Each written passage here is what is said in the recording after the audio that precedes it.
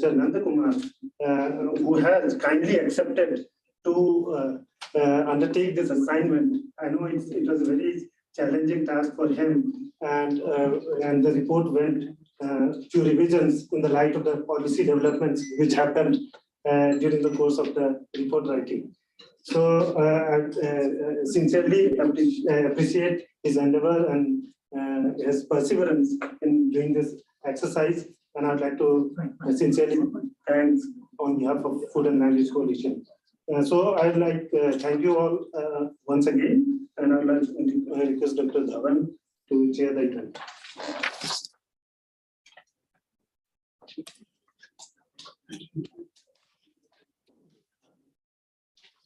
With joining of our respected chairpersons, I would like to take the pleasure to introduce them. Dr. Vibha Dhawan is the Director General of TERI and is actively involved in research and policy development, which is both at national and international level. She is also a task force member for a number of committees of Department of Biotechnology, the Biotech Industry Research Assistance Council, and the Biotech Consortium of India Limited. She is also the adjunct professor, Consul General South Asia Partnership, Michigan State University. She has several awards, including the Women Leadership Agriculture Award 2016 by the Indian Council of Food and Agriculture. She has authored 6 books and over 50 publications. A very warm welcome to you, ma'am. I would also like to introduce Mr. T Nanda Kumar. Firstly, congratulations on the report. He is a retired IS officer, and his first assignment was in the state of Bihar, where he held several key positions, including as the secretary for the industries. He also held the post of additional chief secretary to the government of Jharkhand. He was appointed the food secretary of the government of India in 2006 and was appointed agriculture secretary of government of India in 2008. He also served as the chairman of the Spices Board in Cochin, where because of his efforts, the board was able to increase the exports consistently. He was also a member of the National Disaster Management Authority with the rank of Minister of State in the Government of India from 2010 to 2014. His work on impact of Uruguay round of global spice trade was published in the International Trade Center, WTO Geneva, in the form of a book. A very warm welcome to both of you. Now, with the joining of our eminent guests, I would request Dr. Jai Hari, Dr. Dhawan, Mr. Nanda Kumar, and Mr. Apurva Khandelwal from CEW, and Dr. Manish Anand, Dr. Seema Yadav from WII India. I think we have to invite Dr. Dhawan, I would like to request you to speak a few words. Thank you. Thank you so much. Want me to be here or there or anywhere? whatever you like. We have camera can zoom whatever. I prefer to stand. Thanks. So listen.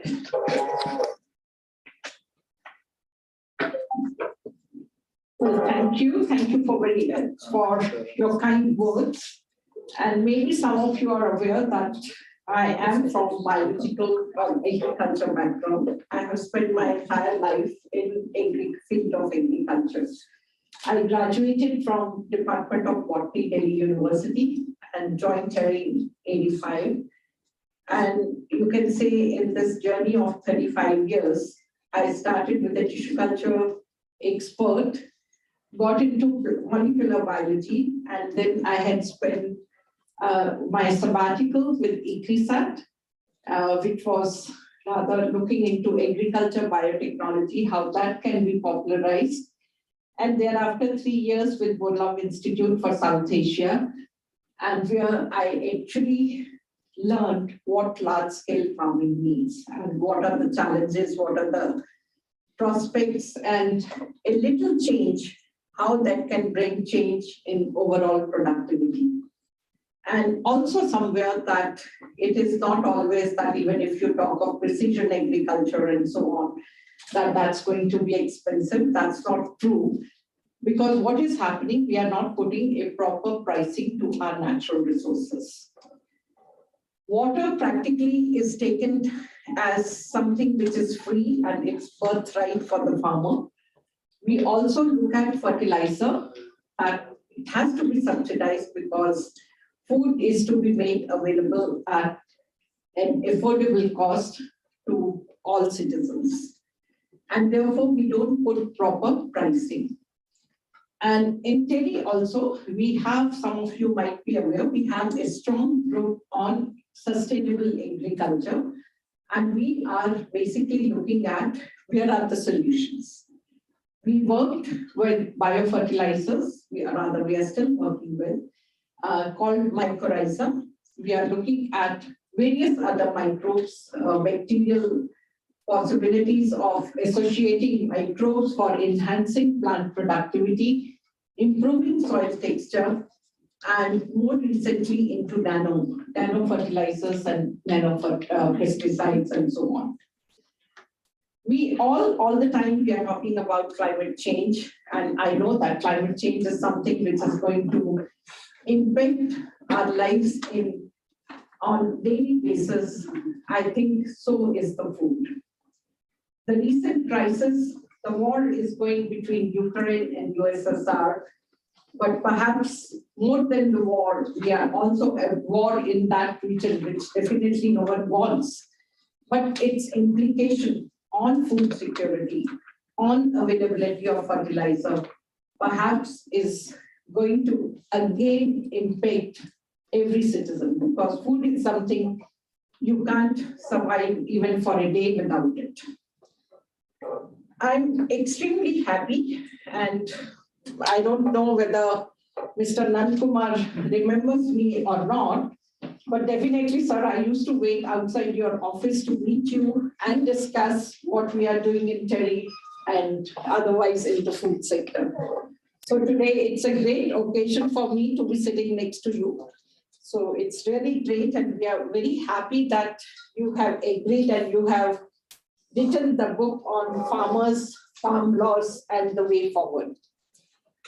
Kindly accept congratulations from me and all my colleagues in Terry and all those who are present for the great accomplishment. Terry, as an institute and as a partner in FOLU India consortium, seek to work towards developing long-term pathways for sustainable food and land use systems to help inform policy decisions in the country and beyond. India's agriculture development since independence owes much to a conscious and proactive policy of government, including massive public investments in canal systems, rural electrification, widespread network of specialized research institutions under ICAR, agriculture universities, and subsidizing and ensuring availability of fertilizers and pesticides to every nook and corner of the country. And they definitely have contributed to quite an extent in increasing food productivity. Although I'll say maybe somewhere in this entire journey, we have neglected nutritional security, and that we definitely must look at very seriously now, because that is becoming a problem. And we also have realized that at the time of the COVID, that immunity and therefore nutritional security is going to play an important role in public health. So that's something I thought I should bring to your attention and to everyone else. It's also because when we got independence, the country's requirement at that stage was that we have to give 2 courses of meals to all our citizens.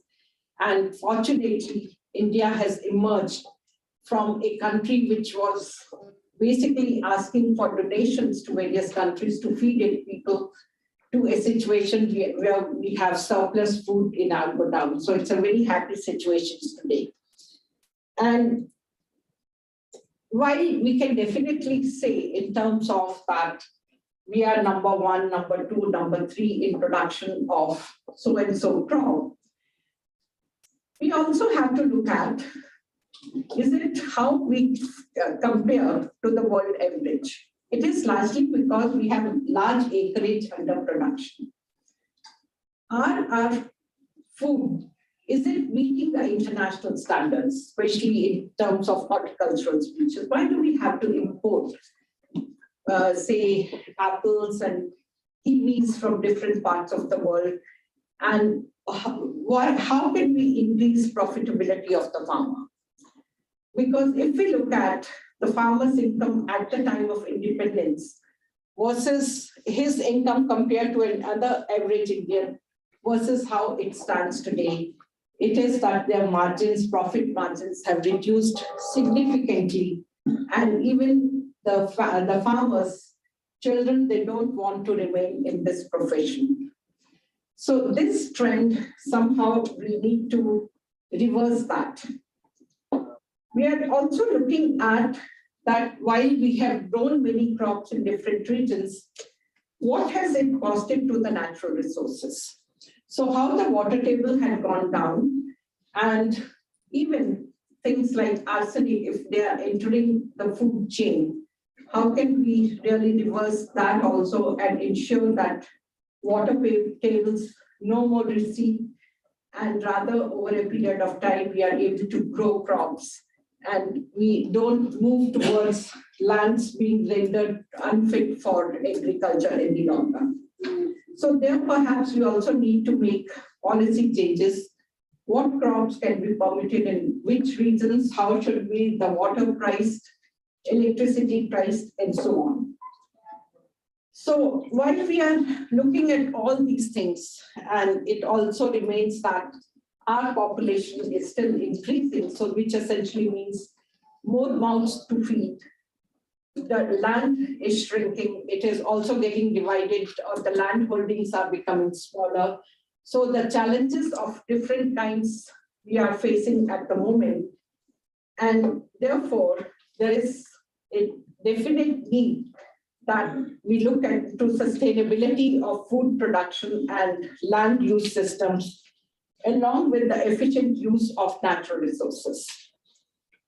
Again, India is very diverse, so one shoe doesn't fit all, and therefore we also have to find different solutions for different agroclimatic zones, different socio-economic conditions, and so on. So I'll say that Food and Land Use Coalition in India, they have taken initiatives on assessment of recent attempts on policy reforms. And you have very well brought these in the book, which we will be releasing a little while from now. So I won't say much about it because Mr. Nanda Kumar, he is, I should say, legend in the subject, and he has consulted, I should say, other various stakeholders to bring this excellent report.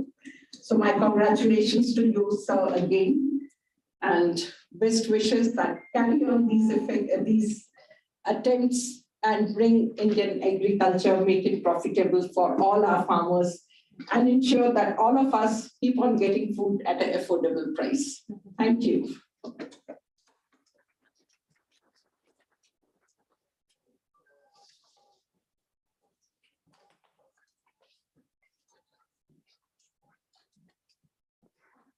Thank you so much, ma'am, for your valuable insights into agriculture research and its importance to tackle the global challenges.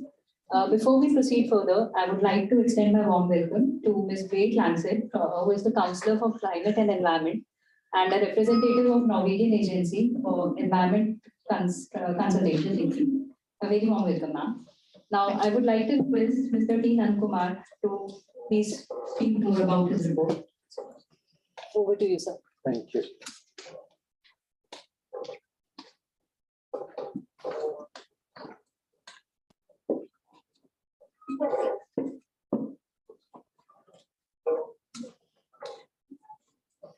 Thank you, Mrs. Dawn, for being here today. And of course, I must thank all my friends who have agreed to come to this panel discussion. At the outset, I want to tell all these panel discussion distinguished members that I favor disagreements than agreements. So be critical. This report took a long time in writing. Actually, it was like walking on quicksand. Things changed so fast that I didn't know at which point I can actually close the report. By the time I agreed with Jay Hari, okay, We will release it today in the afternoon. In the morning, we got a surgical strike from no less than the Prime Minister, who said all the acts stand repealed. So then what do we write? So again, he said, okay, no, we should write a way forward. So what happened was, what started as a very simple exercise of looking at the 3 laws became a much larger canvas. And when you do that, some granularity gets lost. That's typical of anything that you expand. Pardon me if some of the things are not very clear, because neither the time nor the resources were available for that. So I'll quickly run you through what it is all about. Can I have the next one, please? Yeah, you know this story. The 3 acts, these are the ones. They first came as ordinances, and then, of course, it became an act. In between, there was a stay by the Supreme Court. With a committee formed, the committee submitted a report. It has not been officially released, but one of the members have released it, so it's available in the public domain. And the repeal stated that there will be a broad-based committee formed by the government to look at natural farming, enable cropping pattern changes to meet changing needs, and also a transparent MSP mechanism. I'm not sure whether the committee has been formed. At least I have not been privy to any such decision, but I hope something will get formed. But the way it has been designed or defined would be a very large committee during, I expect, a very long time frame as well. The next one, please. Well, I just listed a couple of critical issues in terms of agriculture. The doubling farmers' income is a well-known policy of the government, but I would argue that as society, we need to sustainably increase their income. Whether it gets doubled in 6 years or 5 years is not really an issue for me, but I think if you don't sustainably increase it every year, I think there is an issue. Functioning markets is still a challenge. A lot of people have written about it. Better value capture and value realization is still a very big challenge in agriculture. One thing that we have probably not looked at is how do we incentivize farmers who preserve natural resources, who don't overexploit water, who don't destroy the soil? How do we reward them? How do we incentivize them? And of course, nutrition was mentioned. I think all the reports on nutrition doesn't speak too well for us. So I think new pathways to nutrition security. And when I say pathways, I specifically want to say that the only pathway to nutrition security is not fortified foods. Of course, sustainability agriculture, I think we will talk about it later. And of course, the big MSP debate is there. How do we redesign? I think I would hear Shweta on this because she has done a lot of work on this part. And the increasing role of private sector, I mean, how do we use that to advantage in terms of agriculture? And of course, I have a pet peeve that some of our institutions in agriculture have already outlived their utility. So we need to probably look at those. The next slide, please. No, I think there is one before that. Yeah. Well, this has been a great debate. A lot of people on one side saying that what was done was right, this was the right time to do it, and we needed market reforms. And there is a lot of write-up on people who thought it was the right thing to do, 3 ordinances followed by 3 laws. But there's not much after the repeal. So we agree with some of these things that they argued, that market reforms are required, private investments are required, farmers need access to markets, they need better value capture. APMCs have, over a period of time, have not delivered the way it should. Doubling income is not possible without market reforms. All that is something that we agree upon. Now, what could be the negatives which were pointed out here? Can we go next slide? Well, the states felt that constitutional space is being encroached. That was one, and there were many sections being quoted. I don't want to go into those. the ordinance route definitely is not even a consultation in Parliament.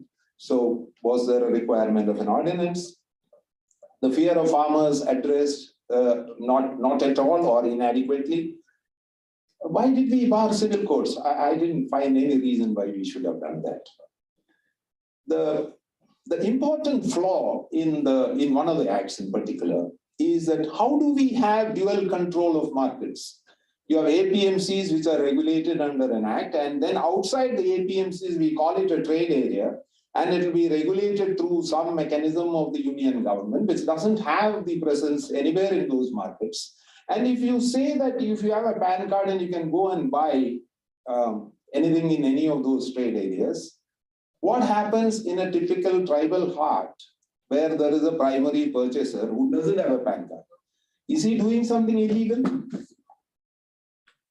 I don't know. I mean, the question begs an answer. So I think there were flaws in the acts which I think became a problem. And of course, there is the other issue of the centrality of control, which you will find written through the act. Everything is kind of union government, which they want to call the central government, but that's another issue which we would probably look at. Okay, let's move further on this. Now, there are serious environmental considerations. We already said we will become a net zero carbon economy in 2070. We have made some international commitments. And I don't think we need to speak about changing weather patterns today because we all know what is happening on that. Dwindling groundwater resources, all well-known issues, GHG emissions, inefficient use of resources, and incentives skewed in favor of high input agriculture, which is a green revolution mindset which is coming. Okay, we move to the next one. This I will not go into, but I just want to put it up on the slide, primarily because the investors now in private companies are talking about ESG as one major factor. So how would ESG affect agriculture? And if private investors are talking about ESG as a compact, can the government not look at it? And this is the only point I'm trying to make there. Can we move forward? Well, these are the 5 headings under which the way forward is explained. We move to the next one. Well, the unified national market to manage supply, demand, and price discovery has been a dream. But even these acts, I think, fell short of anywhere near getting a unified market. So let's accept the fact that India needs to be one market and farmers should have the freedom to sell anywhere at any time to anybody at any price. And I think that's where the law should stop.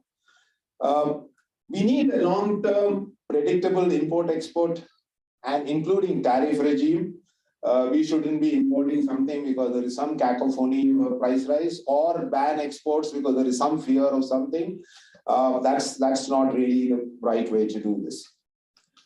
The markets need to signal diversification, which I think most farmers have picked up. If you look at the growth of horticulture, if you look at the growth of poultry and dairy, there is no MSP in any of these, but it has responded to the market. So let's market signal what we should do in diversification. Of course, climate will also decide what kind of diversification you do.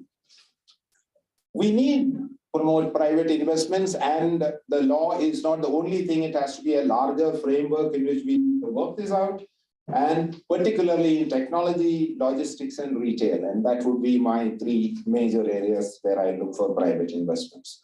And of course, the land markets, we need some enabling clauses, but we have to assure the farmers that they will not lose land. Alienation of land is a very emotive issue, so I think we have to be very careful when we work on this. The next. Well, on the law, what can be done? I think the government of India can do 4 things. 1, legislate on interstate trade, look at entry 42, and empower farmers to sell anywhere to any person, and do not levy taxes once it has been paid in one state. So very simple kind of a law which is within the constitutional parameters, which probably they can do. Amend the EC Act. I thought that amendment was quite nice, and they should have gone on that path to bring predictability. Predictability is the underlying factor for all markets. And one act which they have not touched is the Foreign Trade Regulation and Development Act, which is unfortunately the first act post-liberalization of 1991. The first major thing which they changed, the controller of imports exports to DP15. And immediately after these ordinances, what did happen? There was a ban on, I think, onion exports or something, using this act. And this has generally gone. So I think predictability in terms of banning exports is an important part of what we should do. And I think the time has come to make price reporting mandatory and put it on a larger platform so that people can understand what prices are all about. And with the states, APMCs are no longer, in my opinion, farmers' organizations. I think high time that we gave the board of directors of APMC at least a 2/3 share for farmers. And we need contract farming. Maybe the law was drafted badly. We could have put that in the Indian Contract Act like we did for the Companies Act. We put a section or a chapter within the Companies Act for FPOs. We could have done the same with Contract Act because ultimately a contract is a contract, and farming is part of a contract. And of course, promote farmers, collectives. I'm sure a lot of you are going to say 10,000 FPOs will be made. Let me be honest, I'm not interested in the numbers. I'm interested in what share of the market they are going to come on. Let's move to the next one. But I think the failure is that law is only one part of a larger frame. And we need a much more comprehensive and a new vision for agriculture, food and nutrition. It's a kind of a compact, and I would bring in ecology at some point. Now, the question is, can we look at a food system-based sustainable agriculture? Is a big question. I'm sure there are people who say, in fact, some of the people I spoke to said, no, this will not work in India. And there are some people who believe that we need to take this narrative into the centerpiece of policy. Whether it works or not, I think we need to talk about it. And when we say sustainable, we are saying economically sustainable for farmers, socially relevant because we need nutritious food, and sustainable ecologically from a larger perspective. And when you do that, you will see that you have not paid enough attention to rain-fed farmers and livestock and poultry. Now, the whole issue of risk management is fairly hazy. People have opted in and out of insurance business, but there is no compensation when the government bans an export. Now, what kind of a catastrophe is that? I remember my good friend Sharad Joshi of Shetkari Sangatna used to say, farmers have two bosses, Asman and Sultan. When the Asman is fine, Sultan will do something. And when Sultan is in your favor, which is the government, Asman will go wrong. So I think we need to get both right. And our attempt to address food loss and waste is still very rudimentary. And the negotiable warehouse receipt system, which I can take credit for writing that act and getting it through Parliament, is still a very primitive, rudimentary stage. So we need to change all this somewhere, and you'll find these references in the text. Yeah, the next one, please.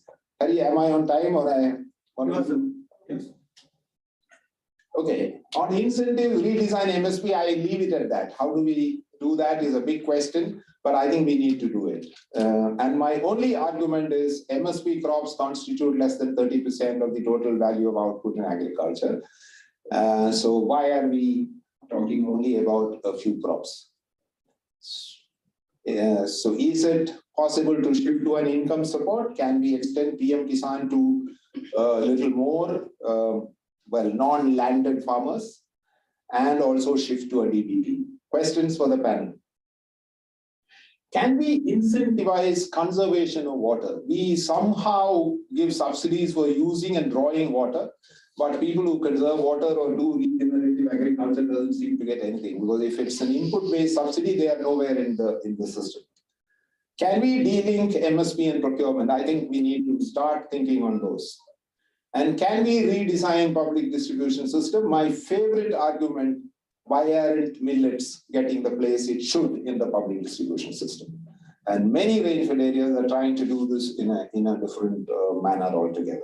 So can we redesign through a local loops kind of a marketing model where we reduce the cost? Because if anyone looks at the FCI's cost, and Siraj is here to confirm this, is every time there is an MSP plus 40% is the economic cost of FCI.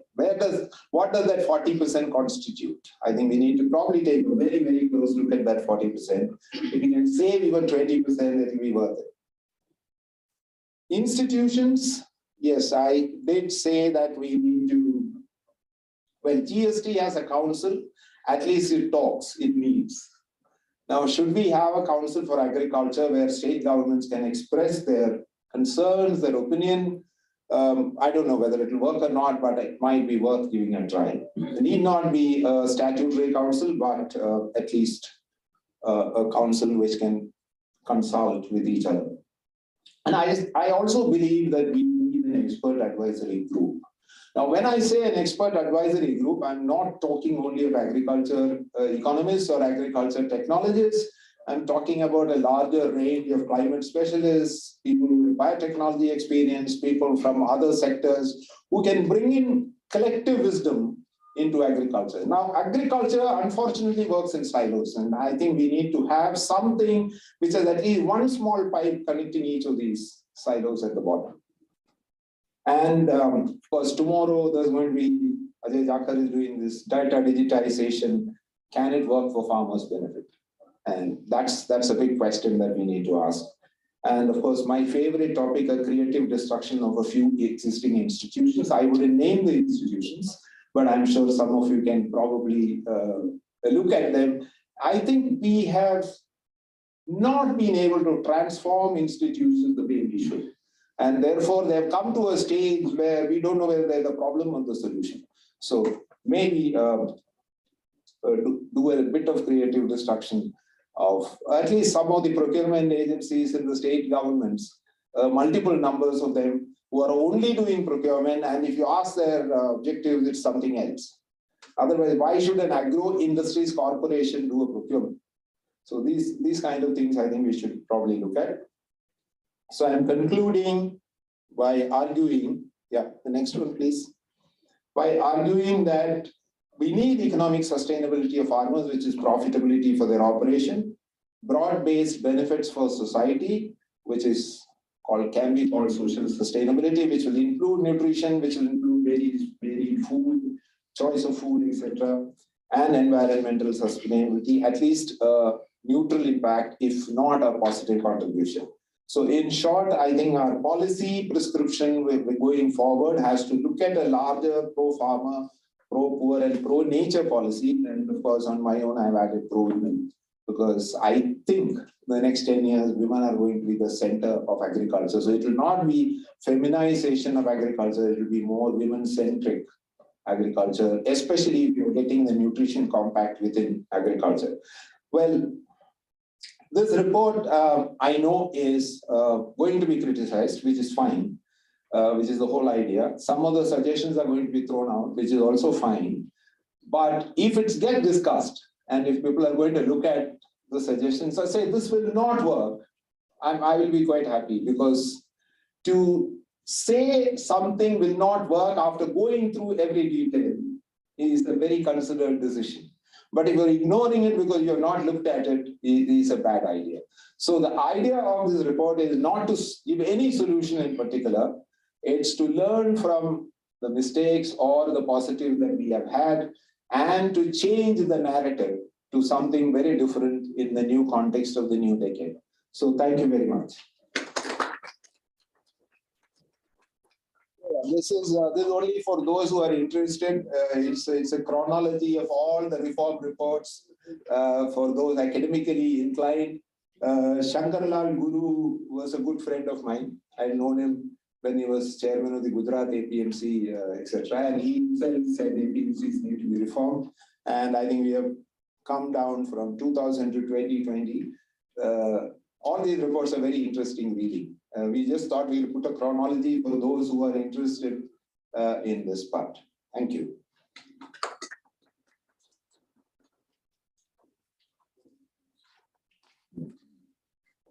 Thank you so much, sir, for this detailed overview of the entire report. Now with this, it is time to launch the report, for which I would like to request Dr. Jayahari, FOLU Coordinator, Mr. Apurv Khandelwal from CEEW, Dr. Manish Anand from TERI, and Dr. Seema Yadav from WRI India to join Dr. Vibha and Mr. T Nanda Kumar to launch the report. हमको खोलनी भी तो खोलना भी नहीं है अच्छा हम सबको भी मिल जाएंगे ना. And for everybody else, the full version of the report can be accessed through the QR code which is placed at various places. And for our online guests, the link has been placed in the comment section. Okay, we can all come closer. That's what they're asking.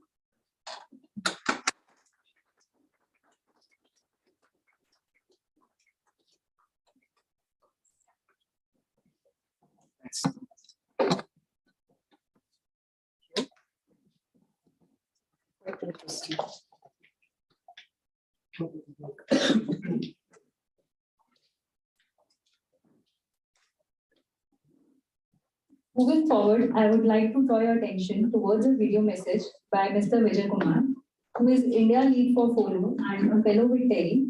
He could not be present with us today for the event, but he has been kind enough to share his recorded message, to share his valuable insights. Can we please have the message played?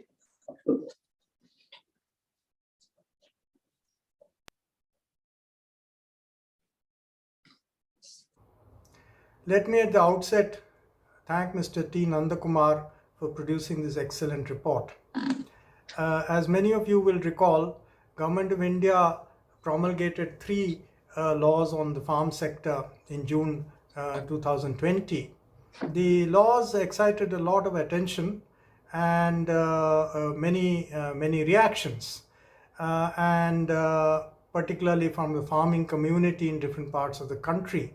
And seeing the continued interest expressed in different ways, FOLU decided to commission Mr. Nanda Kumar to prepare a report on the implications of the farm laws and how they were actually furthering the reform process in different parts of the country. Mr. Nanda Kumar prepared his report in July 2021, and after a review process, the final draft was ready in November 2021, and FOLU decided to launch the report on 18th of November 2021 in the afternoon. In the morning of 18th November, the Honorable Prime Minister of India addressed the nation and announced the intention of the government to repeal the 3 land laws, citing the communication gap between the government and the farming community in some areas on the intent of the laws and how it would actually improve the condition of the farmers. In the light of the changed situation, FOLU then commissioned Mr. Nanda Kumar to write a further report on the situation emanating from the repeal of the laws. And so now his report consists of 2 parts. Part 1 is the current situation in the post-repeal period. It looks at the options that are available and the opportunities, and it also looks at some of the implications of the initial promulgation of the laws themselves and the reactions that they evoked and what that implies in terms of future options. Part 2 of the report is the original report after the promulgation of the laws, and they throw useful light on how the reform process would have gone forward had the laws remained in place and the implications for Indian agriculture. And they provide a useful context for providing light to look at the policy options going forward. So the report in its entirety is an extremely important and useful addition to the knowledge base for the Indian agriculture reform. And as we go forward with the reform process in the post-repeal period that we are in, I'm sure that the report will provide many useful pointers in many directions on how to take the reform process forward, given the diversity of Indian agriculture and the need to adequately address the context in which the reform will be applied in the different regions of India. So with these words, let me once again thank Mr. Nanda Kumar for his extremely interesting report, and I express a hope that the report will be useful to many sections of society in India, including policymakers, policy analysts, think tanks, civil society organizations, and of course the other stakeholders. Now, FOLU India actually would like to initiate similar processes for reports in other important areas of Indian agriculture, food and nutrition, in order to examine where policy needs to be better formulated or maybe made more detailed, and we hope that these efforts will bear fruit. Thank you very much. I'd like to thank Mr. Vijay Kumar again for sharing his message. We also have some messages by CEOs of FOLU partner organization, which include Mr. Rupi Agarwal, who is CEO of WRI India, Dr. Sabyasachi Das, who is Director of Vasan, and Dr. Arunabha Ghosh, CEO of CEEW. So can we have those messages, please?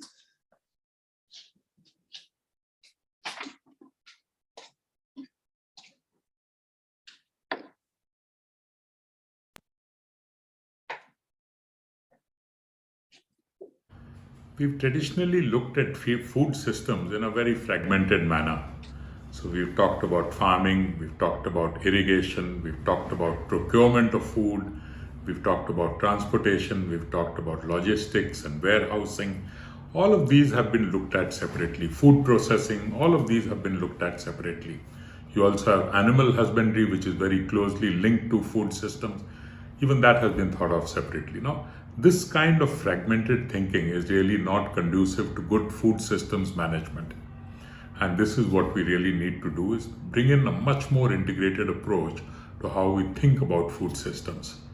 This is particularly important because almost half our population is dependent on food for their survival, for their livelihoods. Of course, the rest of the population needs food, but the food system is extremely important. In today's context, the food system is also very important from a climate perspective and from a water management perspective. So this is what really makes the food systems really important for us. Now, the fact that 3 farm laws which were recently passed have been repealed is really an opportunity for the government to rethink how we want to take this integrated approach to food systems forward, how we should look at forward. I think it's a good opportunity for us to rethink our approach going forward. And to my mind, there could be no better person to come up with a report on this than Mr. T Nanda Kumar. He has been Secretary Agriculture to the Government of India. He has been Secretary Food in the Government of India. He has worked in the Agriculture Department and his state cadre. He has worked with the Commerce Ministry as part of the Spices Board. So he has an all-round experience on what a larger food system really means and what it implies. So I think there's really no better person who could have done this report. Really grateful to him to have come up with this, and I look forward to this report being taken forward in a very meaningful way. Namaskar. I'm Arunabha Ghosh, the CEO of the Council on Energy, Environment and Water. At the very outset, let me express my deep regrets for not being able to join you in person for the launch of a very important report. I am, as it happens, in rural India right now, in part discussing issues of access to energy and access to water for farmers and other affiliated activities. And therefore, I believe that the conversation that you will all have today has to feed into that ground reality that our farmers face on a daily basis. It is very clear, as the most recent IPCC report has brought out, but also many other studies have brought out, that it is our agricultural sector, our farm sector, and linked to it, the water issues, that will be at the forefront of battling the climate crisis. So there is no question that we have to think about making our farm sector far more climate resilient. It is also very clear that as a rapidly growing economy, food habits, food demand, and associated with it, the good and the bad and the ugly will unfold in terms of our nutrition status. And therefore, from the point of view not just of public health, not just from the point of view of human development, but also from the point of view of overall economic growth and productivity, we have to think about the nutrition content in our food. And none of this is going to be possible until and unless we make sure that those who grow our food are also remunerated.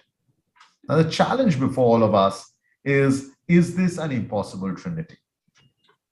Do we only manage to achieve one or two, but never all three? But the imperative before India is that we must break the cycle or this potential cycle of an impossible trinity. And that is why I want to express my sincere thanks to Mr. T Nanda Kumar for authoring this important report that lays out the various components of what will be needed to get the conversation going again on better remuneration for farmers, on better nutrition for all of us as citizens, and on better resilience for the farm sector in the face of the climate crisis. And I hope that as part of the FOLU coalition, of which CW is privileged to be a member, we as a coalition can take these conversations out to different parts of the country and find a way in which this dialogue can keep going. CW will remain committed to the agenda of sustainable and healthy diets for all, growing income of farmers, and a resilient environment. We believe that sustainability, distributive justice, inclusive value chains, and the welfare of farmers and consumers need not be an impossible trinity. Thank you again, Mr. Nanda Kumar. Thank you to all of you who have joined in on this conversation. I personally hope I can join in person the next time we convene. Namaskar.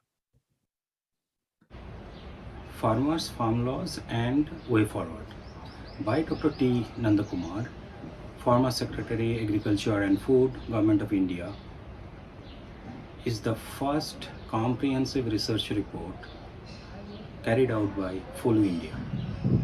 Dr. Nanda Kumar has brought in the detailed context of bringing in the 3 farm laws, as well as subsequently why these farm laws were repealed.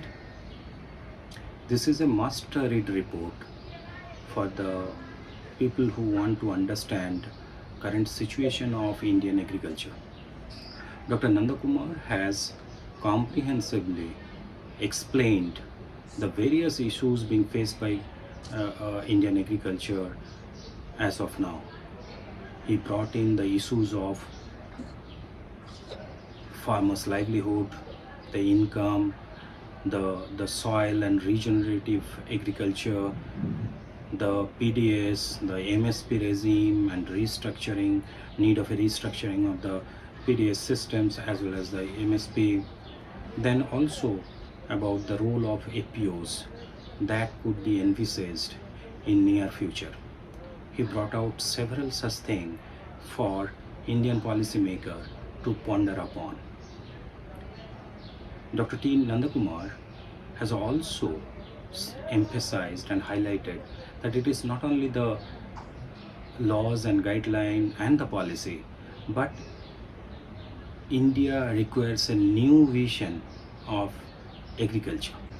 He pointed out that the new vision of agriculture should consider integrated sustainable system of food production as well as diverse food to be available to millions of consumers in the country.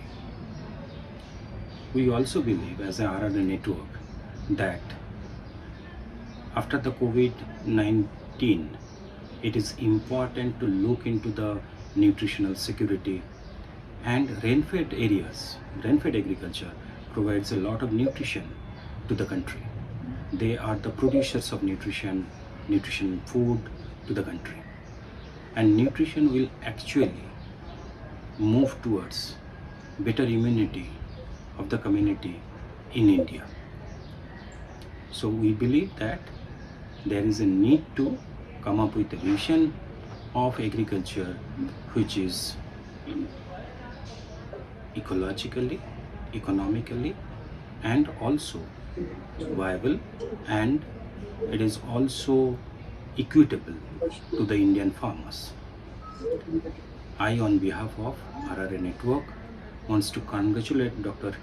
T Nanda Kumar for coming up with this wonderful report, which is available to all the academicians, all the development organization and research organization, and also the policymakers to look into and take the future step. Thank you very much. I would like to thank all our speakers for sharing their valuable insights. With this, we will now move forward to the panel discussions, for which we have 5 eminent panelists who have marked their expertise in different sectors related to food and agriculture. So our first panelist is Mr. Retd. He is a citizen farmer based in Punjab and is a member and an active participant in various cooperative societies. He is also the chairperson of Bharat Krishak Samaj, which is Farmers Forum India, as well as the Punjab State Farmers and Farm Workers Committee. He is also a FOLU India ambassador. A very warm welcome, sir. Second, we have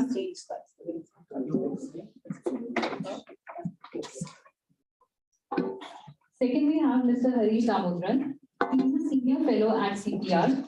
He is a journalist with nearly 30 years of experience as a field reporter and an editorial analyst with the Press Trust of India, the Hindu Business Line, and the Indian Express.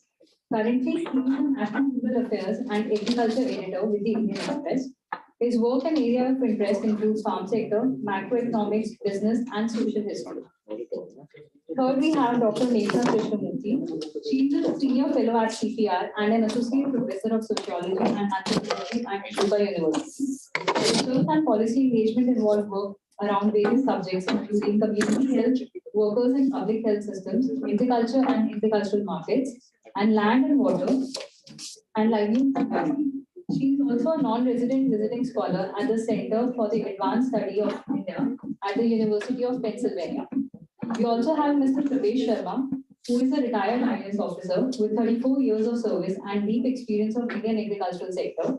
He has served as the MD of Small Farmers Agribusiness Consortium in the Ministry of Agriculture, Government of India. He has been the Indian representative of the UN International Fund for Agricultural Development.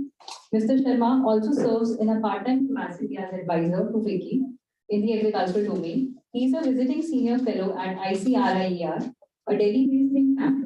He also lectures frequently on rural economy and agriculture policy at IIM Ahmedabad, IRMA, and National Academy of Administration, Mussoorie. He is currently the CEO of Sabziwala, which is a startup that links fruit and vegetable farmers to urban consumers, thereby creating a robust supply of fresh produce. We also have Dr. Shweta Saini. She is the promoter director of Arcus Policy Research, which is a New Delhi-based policy think tank. She is an agriculture economist in India and has led and co-led various policy research and evaluation studies ranging from impact of various programs on farmer productivity, income, and access to market. With more than 16 years of experience, she has authored various books, reports, and policy documents. I would like to request Dr. Jai Hari to moderate the discussion. Thanks, Swati. So happy to join with you all. Group of, I can't think about better panel to discuss this. So I'm not getting into why we have got this panelists or their expertise. You all are familiar with them. So and we are also little delay in our timeline. So let me just get into this directly asking questions and getting your responses. So ultimately, like the discussion which we are framing right now is basically to just understand from you the significance of this report how it can be taken forward. And as Mr. Nanda Kumar was saying, in fact, like what are the criticisms where we have improved and where we are, we have done better. So Ajay, yourself is a farmer. You have right from the day one you are associated with FOLU also, but beyond that, and you are leading one of the oldest and maybe the largest, one of the largest, farmers association in India. And in overall this situation, farmers have a big stake. Let me ask you a plain question about your opinion on this report and the way forward, which it is suggested. So thank you so much for this opportunity. And to be a discussant to a report prepared by a mentor is a great honor. Thank you so much. But having said that, one of the questions that comes to our mind that has not been answered, and maybe Harish will know an answer because he is in journalism, is that who drafted this act? Which law firm in Mumbai drafted this act? We're still trying to find out. So if Harish, you know the answer, you can tell us. Something we don't know. The other is, I really love it when it says that farmers are becoming more aspirational, better informed, and restless. Now, restless and aspirational they were, but the farm laws have made them better informed of what they want. And that is the change that this policy has got, that farmers are very well informed what the government is looking at. I work with the Farmers Commission. I'm not going to talk much about what's in the book because that's already been elaborated upon by the speakers before us. But it's the language, I think, which is the key when laws are made. So, for example, in the report, it says the this quote unquote, the Food Corporation of India state agencies can contribute to procure in APMC mandis. This will ensure that the current mandis do not lose business. This is the legal way of how the bureaucracy writes. Farmers will interpret it as that FCI has an option to go or not to go to the APMC mandi, and I think they will not go if given a choice. So that is the learning that farmers are getting from the farm laws, that we try and study what each line and each word means here. But definitely some of the things that this is a very comprehensive report, and I could also perceive it to be a masterpiece in the subtle art of defending government policy, because I think it's a very subtle art. People need to understand it. That's a great defense of something that's difficult to defend. But it's a great job done. So the few things that I think can be done going forward, one is having a law that no food or produce below the minimum support price will be allowed to enter Indian shores. See, on one side, the government is saying that MSP is required. Then why are you allowing food to come into India below MSP? Today, I have chana on my farm. I'll be posting a video on Twitter tomorrow or day after. And we've harvested some of it. Some of it is going to be harvested. There are, I think, restrictions on stockholding limits in a few states of India, but it's selling below MSP. So there is so much contradiction that a policy itself is not a solution.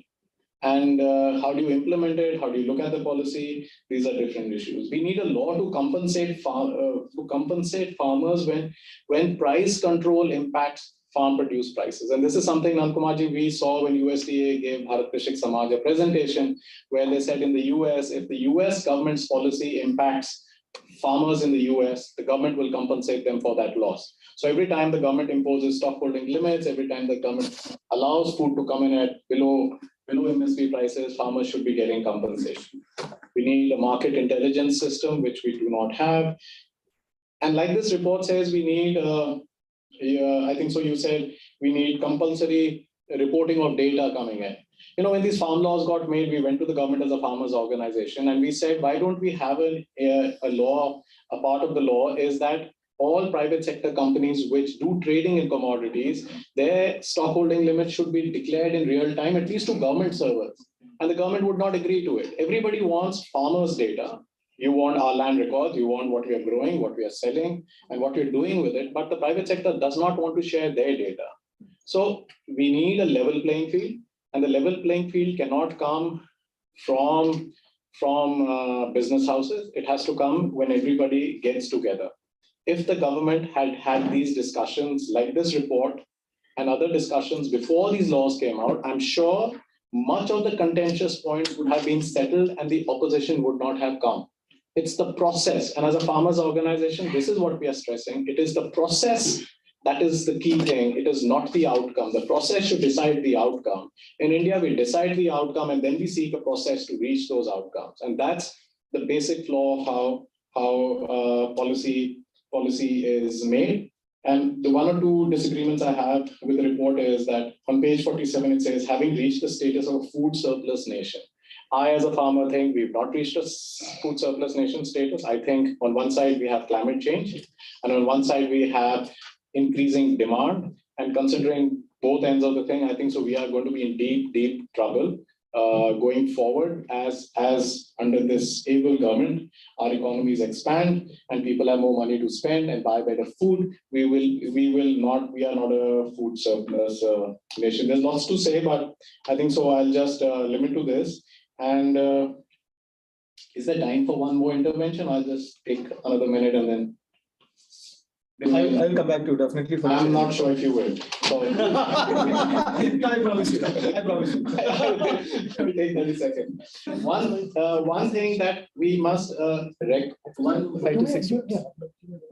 one thing we must see is that this report really misses out, and that is what Nand Kumarji and we discussed and we found in Punjab was governance. It's the quality of governance and the decision making that has got us into this problem that we need the farm laws. It's not that laws don't exist, it's that they're not implemented, they're not executed, and the quality of governance is very poor. And that is, I think so, accountability, traceability, it all comes with governance. And I think so that's where the key interventions need to be take place of how can we improve governance. And that basically targets the politicians and the bureaucracy who decide policy that decides our fate and future. Thank you so much for this opportunity. And thank you, Nand Kumarji, for making this report, because it's the most comprehensive document that's come out on this. And I would also request FOLU that there are lots of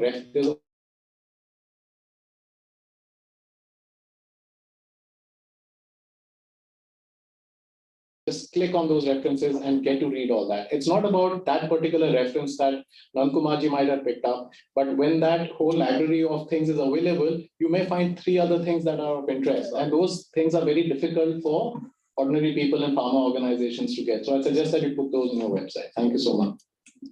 Thanks, Ajay. It was a great start. Actually, I will definitely come back to you for a little more than a minute. Actually, Harish, I think we should start from where Ajay stopped.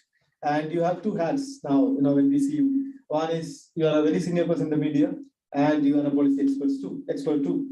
And I have seen you, making a kind of 2 different opinion about the farm law. Like right in the beginning, you remember you came to one of our FOLU forum and you were advocating for that. And later in one of the consultations, actually very nicely you said, no one wants this law, so it is better to repeat it. He met a lot of farmers in between. Yes, of course. Yeah. So you are someone who is, yes, you are really taking the transition of the people's approach towards it. So now my question to you is like what Mr. Nanda Kumar is trying to say is that most of this legislative changes were in the right direction, but there were no mechanism to ensure that it will not go in the wrong direction. So now what he is precisely trying to do is to put them into a better position to steer to the right direction. So given the concerns because of which many of the stakeholders have rejected these farm laws, how do you see them accepting or seeing these new recommendations? Yeah, I think Mr. Nanda Kumar talked about surgical strike on, I think, November 19th. I think the real surgical strike has been February 24th, Ukraine. It is a real proper strike. I think it has upended many of our assumptions about what is going to come. Yeah, but main thing is any reform, you first need to go. The farmers have to be in the center. All of these things which we are talking of, all what we want, ecological, ecological, etc. Nothing is possible without putting the farmer in the center stage. Unless she is there, because ultimately she's the one who's growing, right? I think someone said she's growing nutrition, right? So without her, nothing is possible. Okay, so philosophically, yes, absolutely. I stick to the thing that whatever uninterrupted movement of food produce across anywhere. The farmer should have the right to sell anytime, anywhere, whatever, to anyone. That kind of a thing. Okay, and definitely, and I think that's what one of the things which the report has said. So I think philosophically, I don't think even now, I don't think the farm laws were wrong in that, in terms of this thing. But one of the legacies of this movement is today every farmer knows what is MSP. Okay, in early 2000, I don't think many farmers knew what is MSP. But today, the farmer in every corner of India knows what is MSP, and they have some idea that my produce should fetch this kind of a price. If this thing is assured, legal, I mean, whether legal or whatever, then there's absolutely no, I don't think farmers have any issues with any of these laws. The whole thing came because they saw it not as giving us the right to sell, but basically the government to exit, So that is not obviously possible. But otherwise, I don't think there was anything, I mean, per se wrong with the farm laws, even today, I think. Like for example, I don't have any problems with this Essential Commodities Act repealing, the stock controls and this kind of a thing. In fact, now we are in very interesting times. In fact, I was discussing with Harveer today morning. You look at what is happening to wheat today. Okay, farmers are selling in the mandis in Punjab, and they are getting about 10 rupees more than the MSP, okay, or maybe 5 rupees per quintal more than the MSP. Farmers are sitting home and selling to the private traders or millers or exporters, and they're getting 200 rupees above the MSP, 200 rupees, 150 rupees, depending on the place, depending on the distance to Kandla or Mundra or JNPT, right? So what is happening there? The farmer is actually coming to the mandi to sell at the MSP, but there the Arthya says, hey, I'll manage to get you 5 rupees more. Okay, whereas he should be getting more than that. He should be getting 200 rupees. You look at it. He's transported the produce from his farm. He's gone there, right? He's having to pay for the loading, unloading, everything, all these costs. Whereas the other farmer who's sitting in the at his home, he doesn't have to incur all these costs of transport, etc. Right? So it's a very interesting thing which is happening now. And now you just take a scenario, say about 1 month from now. Okay, I don't expect the procurement to cross 19-20 million tons. Okay, I don't think they will be more than 20. So you started off with opening stocks of 19 million tons. You've procured 19 million tons. There is not going to be any stock. Today, atta is about 24-25 rupees. I'm not talking of Ashirwad and Pillsbury, but I'm talking of the normal. The day it crosses 30 rupees, there will be a ban on exports. Okay, then we come to this whole thing, will we compensate the farmers? And all the farmers who have stocked up, there are many farmers who have actually stocked up today, okay, they know it. And let's take it for granted, the prices, international prices are going to remain high. The Ukraine crop is going to be harvested from July onwards, but that crop will not come to it will not cross, it's not going to cross Black Sea.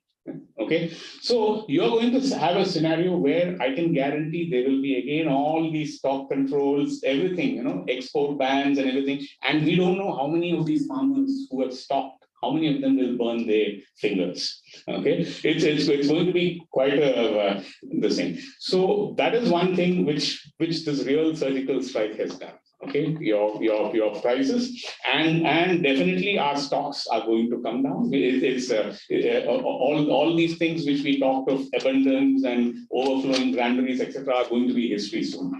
Okay, number two, with all these fertilizers, etc., how do we manage in the coming season and the season next? What are the kind of prices you look at, whether it is phosphoric acid, you look at potash, etc. So we have an interesting scenario where farmers will reduce fertilizer use, okay, and probably, and that is where the potential lies. Probably we can sell more of SSP, we can sell more of 20-20-0-30. So there are ways where we can bring in some kind of input use efficiency, right? And these are actually being forced from above, because this is a crisis. Okay, let's be very clear. Farmers are already paying much more for fuel. Okay, farmers. So farmers are not getting energy free.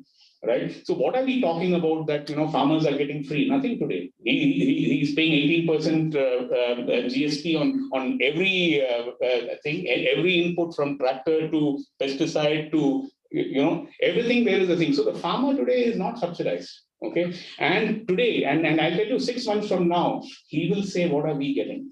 Okay, we didn't tell you to give wheat at 2 rupees and rice at 3 rupees. And then you say, we have a 3 lakh crore subsidy. So what I'm saying is any report, this thing which you say, you have to bring the farmer first, because without the farmer, nothing. We impose too many conditions on the farmers. We want the farmer to assure us food security. We want them to assure environment security. The farmer's son is a fellow who goes and who's in the border, right? How many things? We want him to conserve keep cows, right? And so we are putting too many demands on the farmer. And what are we doing? What is our responsibility? Nothing. So I think we have to be very clear. So any report on agriculture should start off with the farmer, then you bring in all the thing. When you start off with the farmer, then I think all your recommendations, policy, everything will fall in the right place. And the farmer can do anything that the thing, but you have to give that farmer the right price and do it. Don't do it because you want it. You look at it from the farmer's perspective. And I think we should believe in the Indian farmer. Yeah, thanks. Thanks a lot, Harish. It was again like a very enlightening opinion. So Megla, let us start from there. Actually, a couple of recommendations I want to comment on, which is in this report. One is a unified national market. The second is actually a transparency about the kind of prices which farmers are going to get all across the country, and a kind of a permission to transport it to wherever the farmer wants. And again, like a women-centric and nutrition-centric agriculture. How realistic are these thoughts? And what are the hardships which we have to face to attain these kind of wonderful dreams, which will, ultimately help the farmers, as Harish was mentioning? Thank you so much. Let me first congratulate and also thank Mr. Nanda Kumar for writing this. I think, as Ajay rightly said, it is the first sort of very comprehensive report. And I think the decision to wait a little and hold on and look at the way forward was, really welcome and very wise. But I think, just as has already been mentioned, this report exactly tells you why you need reports like this before you embark on something like the farm laws, or a policy discussion or actually legal reform without having a policy vision that actually understands the ways in which production, exchange, processing, distribution, consumption are all deeply linked. And when you go ahead and do legal change without really understanding, I think, the limitations of the law. So one of the most frustrating things about the entire debate over the farm laws was the reduction of agriculture to a legal problem, and a very badly drafted legal problem. So it was really probably, but at the same time, it reflects, I think, a discourse that has been bubbling around for a long time. I started my research in 2007-8, and by 2008, the idea that APMCs had to be removed, reformed, repealed was already the dominant discourse. And it has been pretty much unchallenged. Most people say, yes, open it all up and liberalize. And I think one of the things the report does, and I think this is very important, although it is, and something that I think has already been mentioned, it is a balancing act. And the one thing I will say is that I hope that the judicious attempt to be balanced in the report is met by an openness to have these discussions by governments. I think we have all been speaking like this for some time. The farm law debacle has produced actually quite substantive discussion amongst many of us. But I don't think that is happening in a consultative way with either the central or state government, union or state governments, although the conversations in the states are much, much more interesting, I think, at this point in time, and much more promising. So I really do hope that this is an invitation. The balance in this report is taken as an opportunity for us to have these conversations. So that's one, just hope. But I wanted to return to, I think, one of the important things the report does, which is remind us about the regulatory purpose of agricultural market laws in the first place. And I think this is part of thinking about a national market, but it's also very central to understanding why we need to pay attention to APMCs. Not that they don't need to be reformed, but the original thinking was always that India has, very large, diverse, and varied physical markets, that these markets are essentially asymmetrical because you have a very large number of small sellers, and in any local area, a small number of buyers. You will have a large number of smaller buyers, and you will generally have a very small number of larger buyers. And this means that these are markets that are prone to oligopsony. They're prone to people controlling market powers, and that's why you needed mandis. You needed well-regulated, well-appointed physical markets where farmers could go and, in theory, have transparent price discovery, have better weighment practices, fair and complete weighing, and these are physical markets. So we should understand that there's lots of margins mixed in assaying and assessment. There are lots of margins mixed in malpractices having to do with weighment, and there are lots of margins mixed in poor, not timely and incomplete settlement of payment, particularly because in different markets, there are different kinds of credit relationships that also pertain. This is why we needed these markets reformed. Now, did we get it right in the way we have implemented it? Well, most states have done a pretty poor job. Some states have done better than others. There were some periods in time where we actually invested in these markets. We invested in the infrastructure. We put some people on the ground. But overall, it has been a pretty woeful story. I recall when I started my research in Madhya Pradesh, Mr. Pravesh Sharma was the Principal Secretary of Agriculture then, and we had these conversations. And Madhya Pradesh was trying to reform its mandis, trying to open up these markets.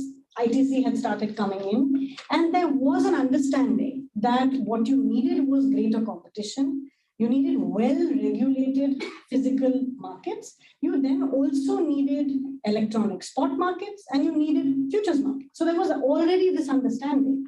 But I think states were already beginning to realize on the ground, neither was reform easy because of vested interests, but also there were real reasons to hold on to mandis. The idea wasn't that they should be monopolistic or that you should not allow farmers to trade anywhere or people should not be allowed to go to the farm gate and give options. But the idea was that in essentially what are complex physical markets, physical marketplaces are very important. So even with the imagination of ENAM, if you read the ENAM document, it says mandis are the back end. And we must begin with our back end. There is no point. Right now, something like e-National Agriculture Markets is an app without a platform. You need to build apps on platforms. Platforms will have to be physical infrastructure in physical markets. So lots of people, farmers are trading on WhatsApp, but the grain is not moving on WhatsApp. Storage is not happening on WhatsApp. Money is not coming out of banks on WhatsApp. The trade may be decided, a price may be decided. But these are physical and logistical. So I think one of the big mistakes that have happened, and this has happened not just in agricultural markets, but across the board, that we tend to forget regulatory purpose because we focus so much on regulatory capture. We tend to forget public value and public purpose in the way in which we design our regulatory system. And this requires a lot of creativity. So I would actually say that one of the most important, and it requires multi-level thinking. And so one of the other things the report does, it reminds you of constitutional division, what should the center do, what should the states do, what do you need more coordination on, whether you need more, and how to set up institutions of collaboration and coordination.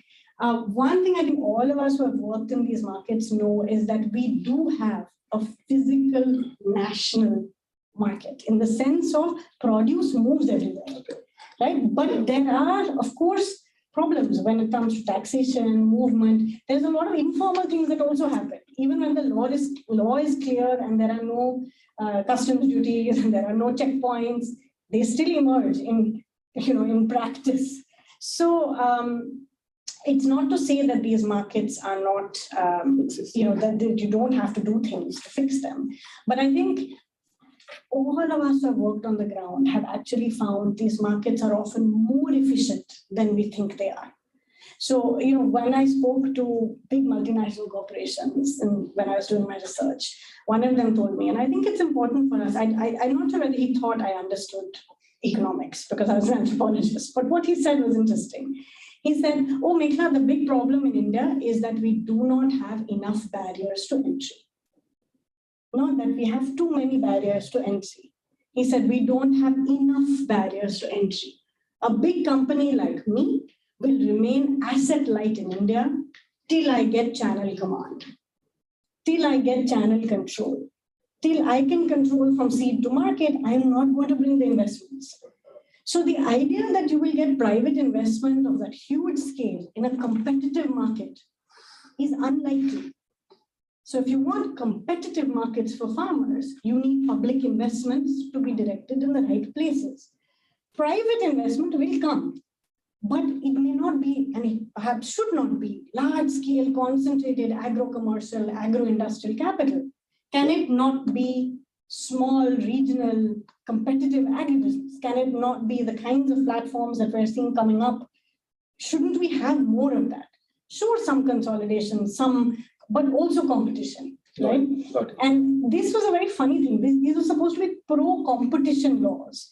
But we know that in asymmetric markets, deregulation is usually deregulation in favor of capital. Yeah, that's what actually. It's not a complicated thing. So, I think reminding us of regulatory purpose, reminding us that we need to go back to first principles, to think about what is required. I think being absolutely open-eyed about political economy, about the fact that there are interests, making mandis into like APMCs into farmer-centric organizations is not easy at all. They have been tried over years, various methods. It hasn't worked. We have to figure out what it will take. But I think it is about shifting the terms of engagement of farmers and markets, and that requires actually public regulation and public investment to be far more well thought through, well directed, and actually provide us that ground and space for competition. Yes. Yeah. Thanks, Mahila. Actually, thanks for bringing that elaborate answer to my question that it is possible and there are initiatives always on ground. And I do remember, like when we were last month talking to the Madhya Pradesh government, they were saying that we were going to initiate something like this legislations, but it came from the center and it got repealed, so there is no chance for us to do it. So this kind of, so here comes actually, Pavitji, like we would look at you not as the, as the policy person you were, but we would look at you as a person representing the private sector. So as in continuation with what she was mentioning, we all thought that the private sector, our investors were cheered up when this legislative, reformations have come. And there's a notion among even the researchers and all that there's a standstill existing now and the private sector is little worried about it. And there's a way forward which is coming. So can you just join these three dots? Like, what was the private sector response when the legislations came, and are the private sectors, private sector entities and investors are worried about the standstill, or even the standstill is existing, and how this? Thank you. Now, so like all deviant panelists, I shall misuse my speaking time by first ignoring your question. And I'm sure we've all prepared for that essay with our mother. And the mother said, tomorrow there's going to be an essay on the tiger. She made you mug up the essay on the tiger. And then the teacher gave you the essay on the cow. So you thought about it for 2 minutes and you wrote, the tiger is an animal. The cow is also an animal. And then you wrote the essay on the cow. Right? So with your permission, first I'd, because I have a boss, 2 former bosses to address, not just one. One is looking a little out of sorts today, Saraj said, but these are the 2 people who are responsible for, in a sense, protecting me to do some of the wild things that I did when they were in the leadership position. So I do owe you, sir, a debt of at least honesty. And I'm going to take you seriously when you say, please give me honest comments on my report. So my first reaction after reading this was, how come the ultimate insider of the food and agriculture economy of this country deprive us of the political economy context of this whole set of legislation. And I think Ajay is right. You have done a far better job of defending these laws than any government spokesman, minister, or certainly the person who announced them and withdrew them. I don't think that anybody did such a wonderful job of giving a logical or putting logic where I thought no logic exists. So I think we are I'm sure wanted, perhaps even unwelcome suggestion to FOLU would be, please do commission Mr. Nanda Kumar to write a part 3 and explore the political economy behind this, because you, I think, would be best placed to explain why our policy making, especially in agriculture, as each of the speakers has highlighted with concrete examples, why is it so episodic and idiosyncratic? I'm sure that many in this audience, especially the millennial generation as they are called, they would be surprised to learn that the APMC legislation was arm twisted by the government of India, funded by a World Bank project. Today, the World Bank disowns that project. They don't want you to remind them of that project. The World Bank funded a project in the 70s for the government of India to push the Model APMC Act at the state governments. As Agriculture Secretary in Madhya Pradesh, I have seen those files and the increasingly angry tone of the letters from Delhi saying, why don't you do it? We've told you, given you the Model Act. And then, of course, fortunately or unfortunately, the emergency came and then there was a fiat and everybody fell in line, right? Now we are reversing that whole process. But I think the larger question here is, what leads us to believe that of all markets in agriculture do not require regulation? Markets for capital, markets for labor, market for everything else requires regulation. And we have very good successes to show. A joint secretary, sir, of one of your, I would say vintage, would be sitting in Udyog Bhavan and deciding on the pricing of, the issue of new shares, for which you created SEBI. And because you created SEBI, you have these billions of dollars flowing into your capital markets, because you realize that if we want to attract capital for our industry, we've got to clean up our act. Regulation has to be, meeting the best international standards. You did the same thing in telecom, and your whole sector changed. Your maidservant and my driver also have mobile phones. But in agriculture, we want to reverse the clock. We must explore why is that? What is it in the policy space which has convinced us that no, we believe in laissez-faire in agriculture, but heavy-handed regulation everywhere else. I've just returned after 3 days in the backwaters of Bundelkhand in Madhya Pradesh, and last night, and we were meeting. In fact, I had taken. Now I'll come to your question. We had taken a group of venture capitalists, quote unquote, impact venture capitalists, people with bleeding hearts, who want to bring ESG capital to India and deploy them in markets and with agents who are suffering various underserved, shall we say, credit markets, physical commodity markets, etc. And of course, I probably have not been to those parts of Madhya Pradesh for the last 20 years. And what was amazing was that though, of course, there is a sea change in the hardware, the distance from Jabalpur to Damoh, which would have taken me 6 hours, was done in 2.5 hours. Super 4-lane highway. People said, now there's domestic power 24 hours, agriculture power for 5 hours. Okay. But when we sat down, and we were actually with a women's farmer producer company, and we said, what is the going rate for informal agricultural loans? And they said very casually, 10 rupees Sankra, 10 rupees per 100 per month. 10 rupees is the interest rate on a 100 rupee loan per month. That's 120% per annum.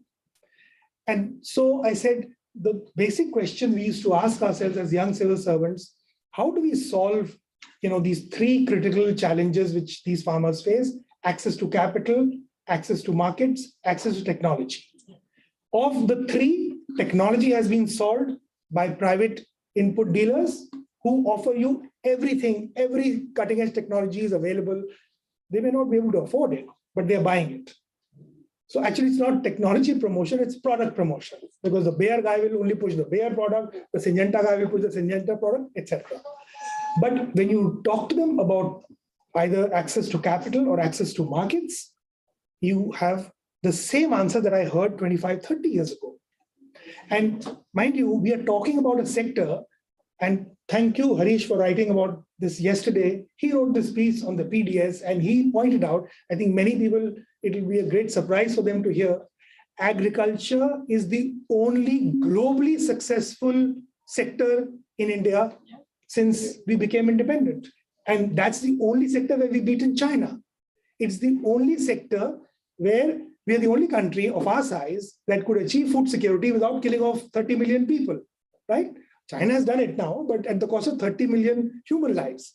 We did it with a lot of hunger, malnutrition, sure, but we actually from 50 million tons are now 320 million tons, right?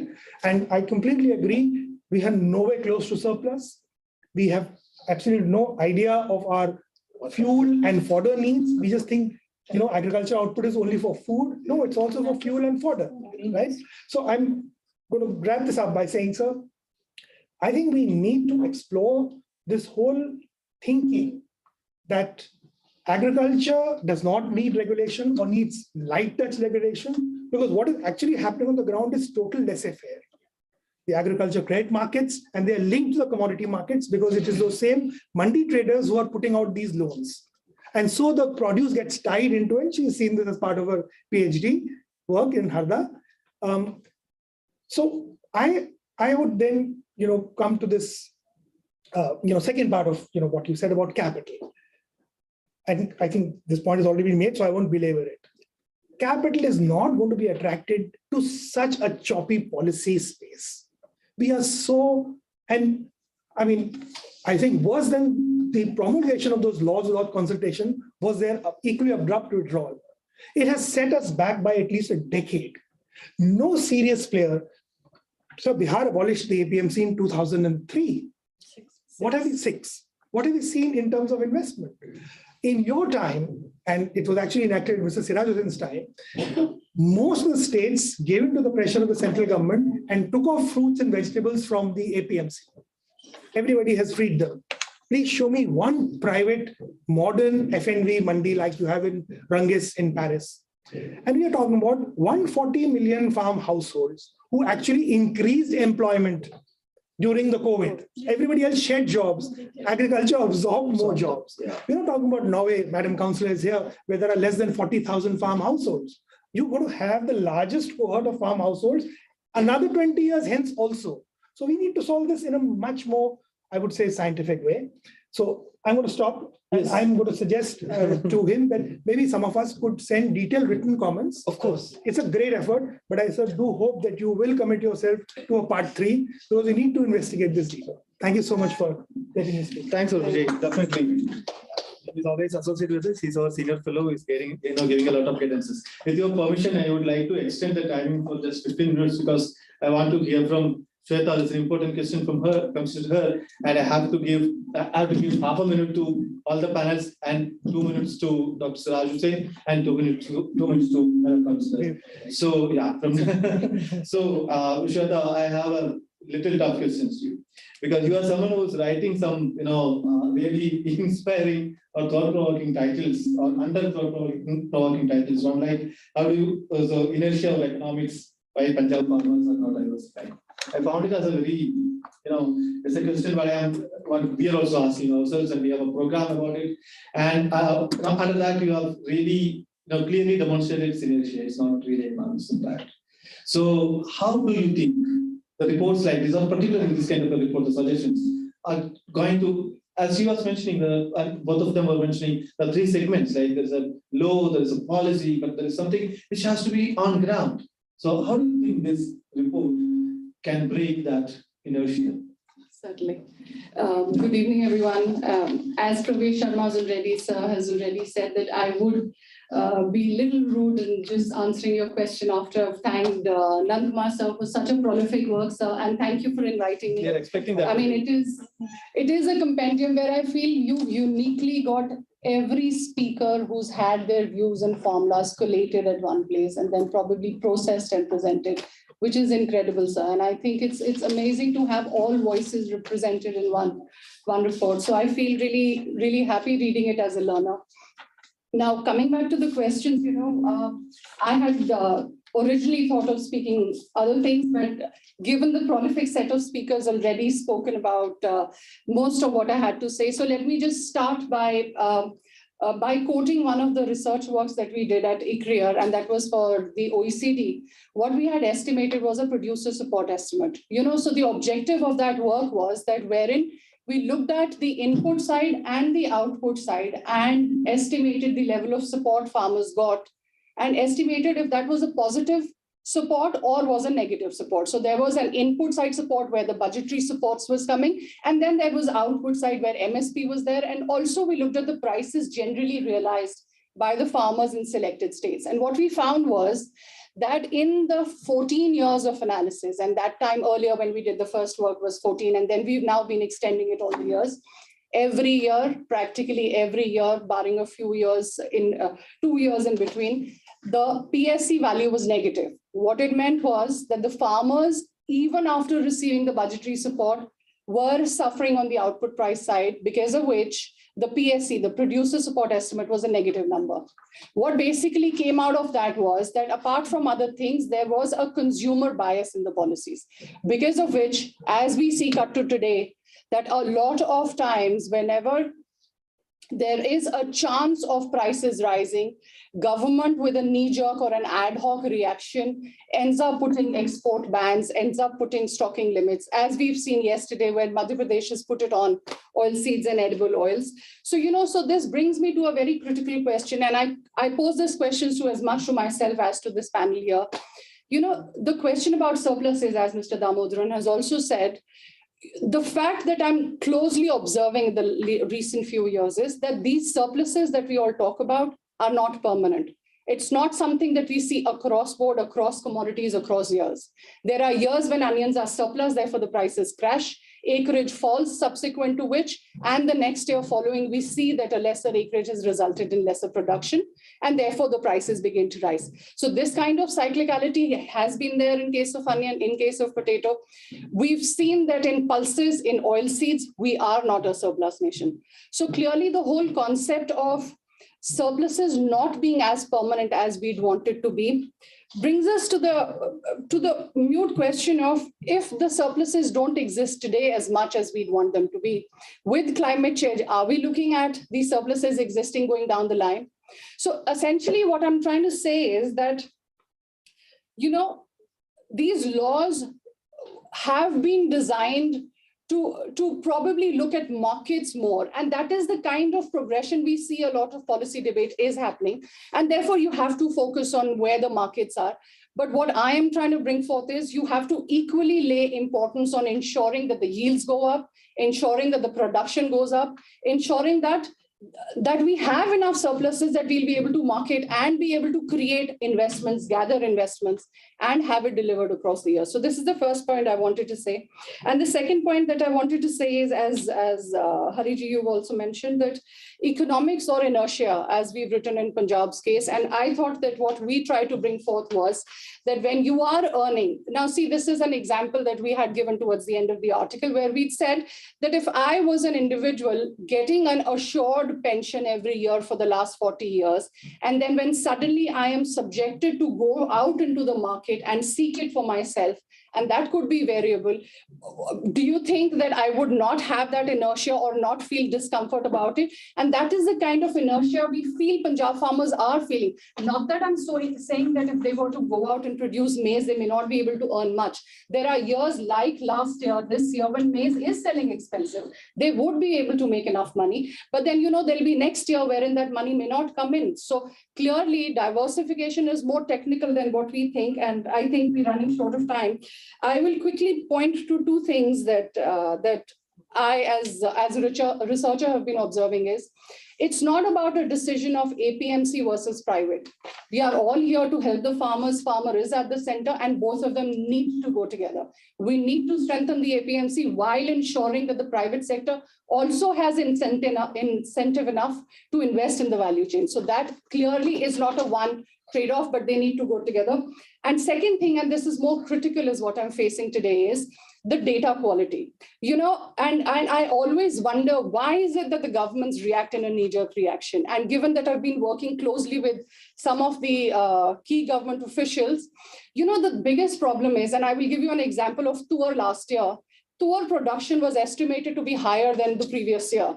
So why is it that the government was imposing limits on stock holdings? Why was it that they were opening up its import completely? Now, one point you are saying that the production is enough, and the second point is where you are panic reacting into the market.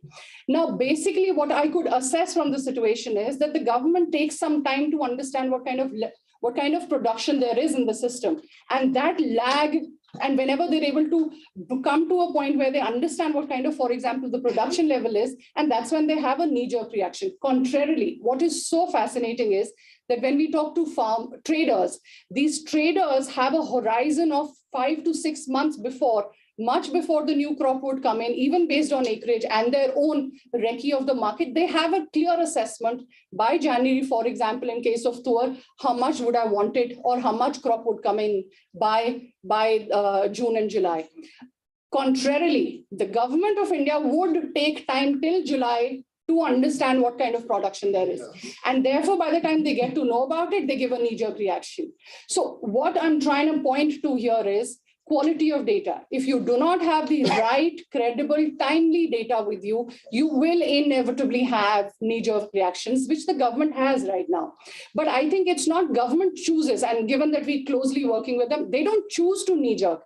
It's just they don't have the access to the right information at the right time, which we see already exists. It's just there has to be a mechanism to get that up. A lot of digitalization is going to help.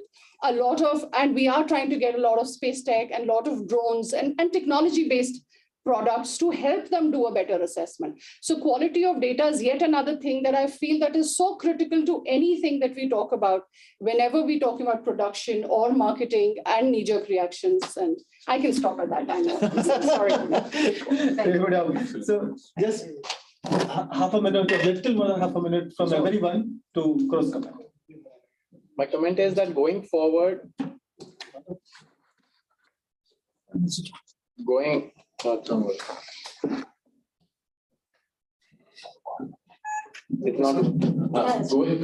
forward, what we need to look at is that the federal structure is going to be very fluid. When GST finishes, the south of India will be contributing taxes, north of India will be contributing members of parliament, and there's going to be a lot of conflict on the food economy.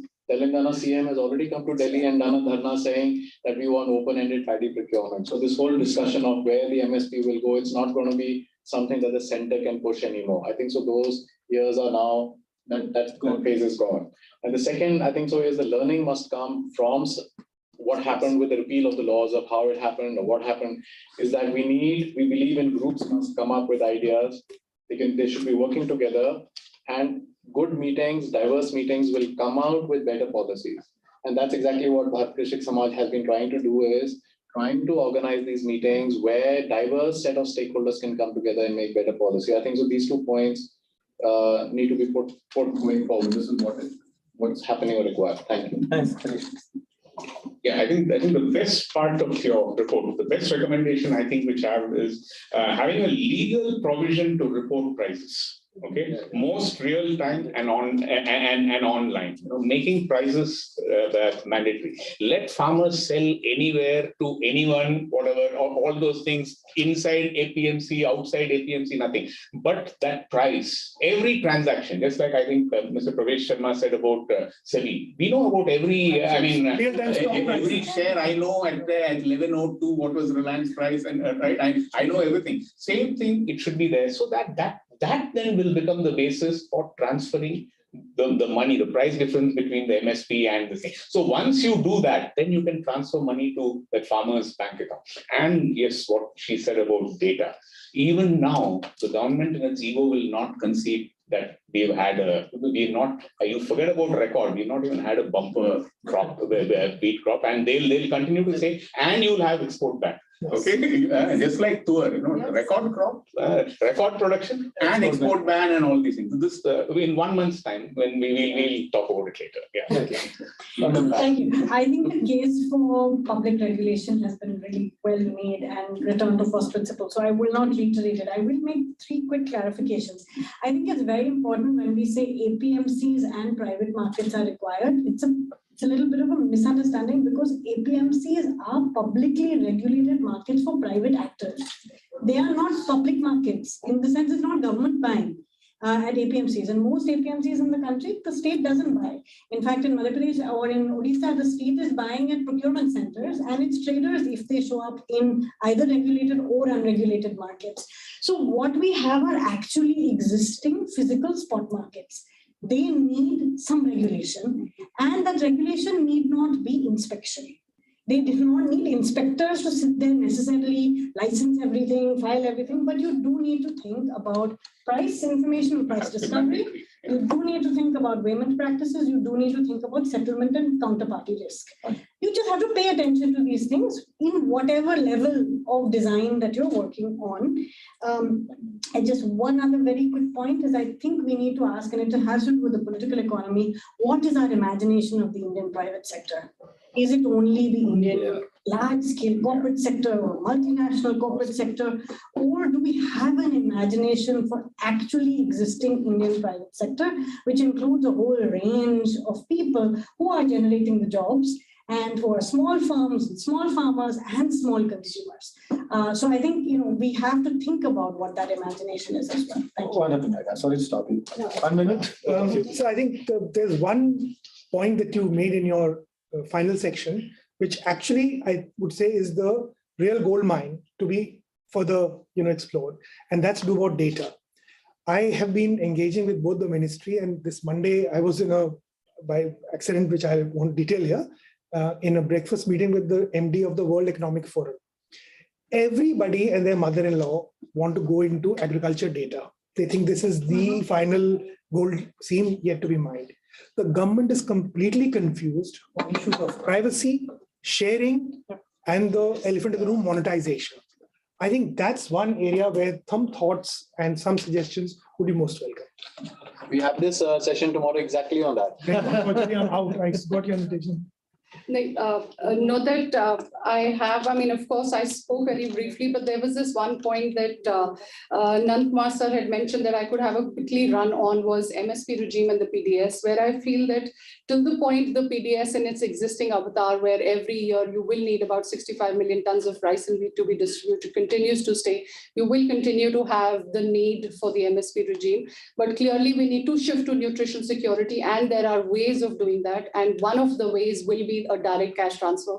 So we've done a study at ICRIER wherein we've studied different states and looked at their economic, social, demographic parameters and identified that there are states like Kerala, which are well educated, have relatively lesser level of malnutrition, have a better banking density, and therefore are more able to shift to give an offer to a PDS beneficiary if he wanted a cash or the rations that he were usually getting. So that is the kind of innovations now we need to think more on, that if we need to think of supporting farmers, is direct unconditional cash transfer a better way, or should we do a crop diversification related package of support to the farmers? These are the kind of innovative policies we need to think more. So we all understand there is a need to probably create an empowering environment for the farmers, but how do we do it needs more policy innovations, as I would say, and I think that needs more thorough write-up. So. Thanks, Shraddha. So 2 minutes from Dr. Siraj Hussain and from Honorable Councillor. Can someone switch it off? Thank you. So there are many writers in this room, so I have an idea of it, which is emanating from this report. What was there in these hastily promulgated ordinances at the height of lockdown that the states cannot do if they want to do it? So whether it is reform of APMCs, can states do it if they want? Is there anyone preventing them from, abolishing APMCs or doing whatever the central law wanted to do? If a state does not want to implement any stock limit under EC Act, can center force them to do it? Similarly, if a state wants to bring a law on contract farming on the same pattern, can center stop it? So I will stop there with this idea that Harish and others, almost everyone in this room is an author. You may explore that if these laws were really so good as many of us still want to believe, even Business Standard has written an editorial today. If they were really so good and so much needed, why is it that there is no state which is willing to adopt? Thank you. Honorable Councillor Madam Lancet. Oh, thank you. Is it on? Yep. Yes. I haven't prepared anything, but No, it's just for giving me the floor. quick reflection. As a farmer's daughter, this is has been really interesting for me. And in Norway, it is the eldest son or daughter that take over the farm from the parents. I am the eldest daughter, but I said no because I wanted to travel around the world. But I do not know very much about Indian agriculture. This has inspired me to learn more about it. And as a farmer's daughter, I have, for my 3-4 months in India, I have used my time traveling, looking out of the window from the trains, from the cars, from the planes, to look at the fields, to look at the crops, because I think it's interesting. And also I want to know more about how the farmers has it actually in India and how it works. And also agriculture is a big discussion in Norway, how to do it, what is the best. So from my perspective, as a Councillor for Environment and Climate at Norwich Embassy, I think it will be interesting to just share experience, to cooperate maybe. We also have a long relationship with Retd from, I think, more than 20 years back.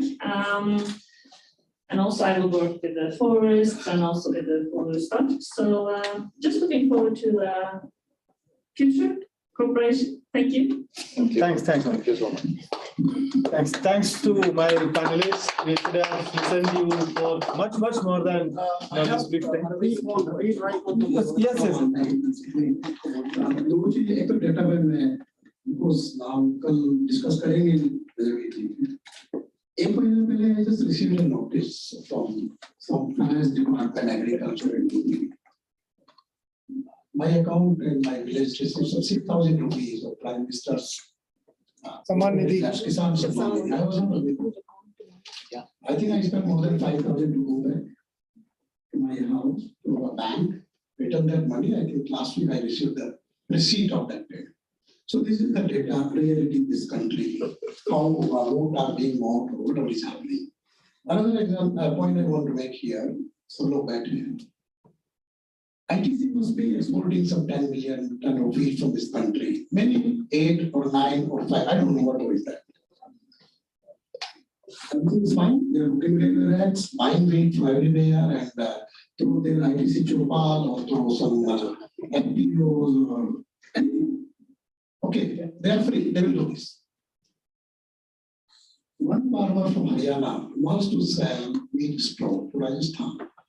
District magistrate stop the trolleys and get them vacated into a Goshala. What nonsense is happening? My point is that this is the freedom, this is the difference, this is the true way to do the business in this country for farmer and a corporate, and the same corporate advise the government on this farm law. The ITC chairman of the whatever is the position was consulted. I'm on record, I'm saying this.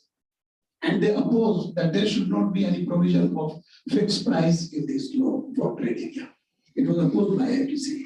So with this reality, we are living in agriculture or doing agriculture or farmers. What kind of fate or farmer can do this country?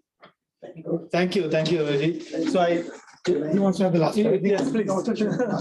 Sure. Just 2-3 things so that one is well, I'm very happy that both Ajay and Pravesh has said that it's a great defense of the government. Subtle. And I said, well, not the government. I wouldn't name the VIP. I had requested somebody to come here and release the report. I sent the report to him. He thought it was anti-government. I said the government may not understand. I would think I have struck a balance somewhere. Yeah. So fair enough. That's not the point. The second is about data. Well, Agriculture Department has its own problems, and going back to the days when I think Siraj was my joint secretary, I came here in 2006 when India decided to import wheat. And the reason why FCI ran out of stocks was because the Agriculture Department had predicted a bumper harvest of about 76 million tons, if I remember correctly. But the MD of Cargill came and told me, and I had already come in by that time, the procurement was over and things like that. He said, look, we had an internal temperature monitoring system, and we put it at 67 or 68, and which was actually the true number. So, you know, when you say the private reads it early, etc., and I'm saying this because I think a 1.5 degree increase in temperature in February and March is clearly a minus 10% on production. It's clearly a minus 10%. You can probably do it better with drones and stuff like that.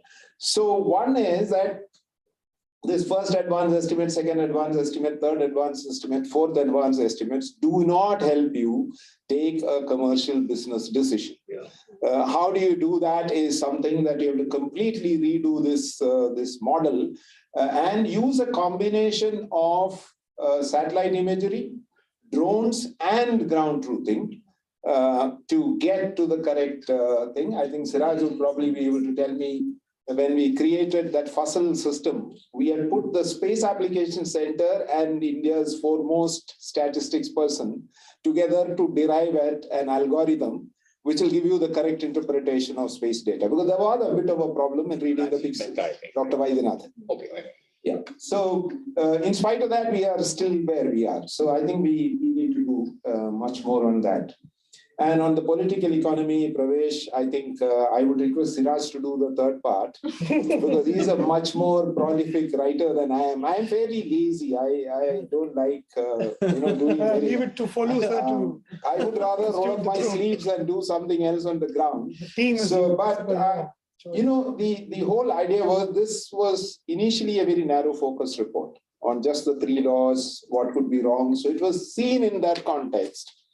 But when you shift from looking at a microscope to a telescope, the whole focus changes. So that's, but I thought I'll do it not because of any other reason, but I wanted to change the narrative, which I think I have succeeded in doing in spite of the flaws in the report. I do agree. If I'd written everything that you people asked for, it would have been 500 pages.